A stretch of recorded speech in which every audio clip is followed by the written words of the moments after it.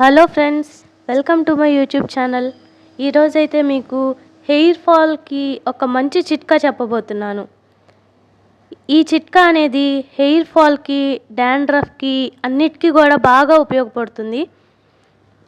జనరల్గా ఈ hair fall అనేది ఎక్కువగా స్ట్రెస్ ఎక్కువ అవ్వడం వల్ల, అంటే ఒత్తిడి ఎక్కువగా ఉండటం వల్ల, హార్మోనల్ చేంజెస్ వల్ల, వీటి వల్ల ఎక్కువగా వస్తూ ఉంటుంది.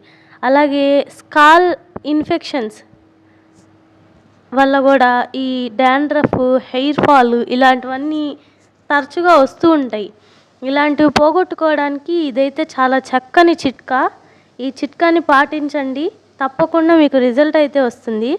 ఈ చిట్కాకి ఫస్ట్ మనకు కావాల్సింది ఏంటంటే మెంతులు, నీళ్ళు. ఈ ఒక్కటి ఉంటే చాలండి, మనం ఈ హెయిర్ ఫాల్ అలాగే డాండ్రఫ్ నుంచి బయటపడిపోవచ్చు. దీనికి కావాల్సింది మెంతులు. ఫస్ట్ మెంతులు తీసుకొని మనం ఒక స్పూన్ మెంతులు తీసి ఒక కప్పులో యాడ్ చేసుకోవాలి. ఒక స్పూన్ మెంతులు అయితే తీసుకొని ఇలాగ ఒక బౌల్లోకి వేసుకోండి. ఆ తర్వాత ఇందులో ఒక హాఫ్ కప్ వాటర్ కానీ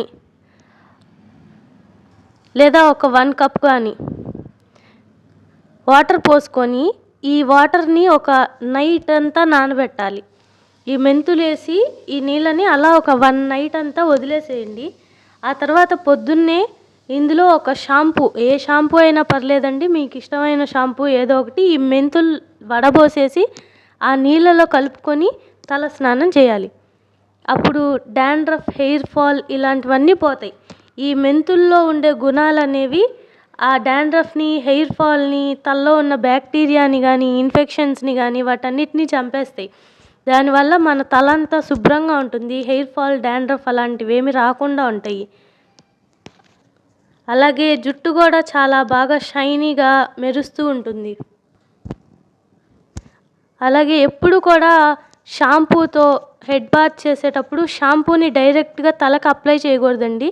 షాంపూ అనే దాంట్లో చాలా కెమికల్స్తో తయారు చేస్తారు. డైరెక్ట్గా తలకు అప్లై చేసుకుంటే ఆ కెమికల్స్ తలతో రియాక్ట్ అయినప్పుడు హెయిర్ ఫాల్ అనేది తరచుగా జరుగుతూ ఉంటుంది. కాబట్టి ఎప్పుడైనా కానీ ఇదైతే బెస్ట్ ఆప్షన్. మెంతులు నీళ్ళలో షాంపూ వేసుకొని చేస్తే హెయిర్ ఫాల్ కానీ, డాండ్రఫ్ కానీ ఏమీ రాదు.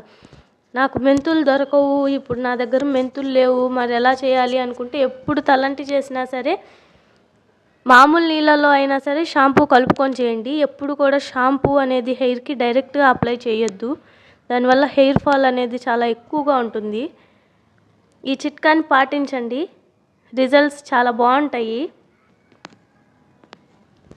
నెక్స్ట్ వీడియోలో అయితే ఫెనుగ్రీక్ ఆయిల్ ఎలా తయారు చేసుకోవాలి, అంటే మెంతులతో నూనె ఎలా తయారు చేసుకోవాలి అనేది కూడా చెప్తాను మీకు. అండ్ అలాగే ఈ నానబెట్టిన మెంతులు వేస్ట్ చేయకుండా, పారేయకుండా ఏం చేయాలో కూడా నా నెక్స్ట్ వీడియోలో చెప్పబోతున్నాను. కాబట్టి ఈ వీడియోని లైక్ చేసి నోటిఫికేషన్ ఆన్ చేసుకోండి. నెక్స్ట్ వీడియో తొందరలోనే అప్లోడ్ చేస్తాను. Thank you.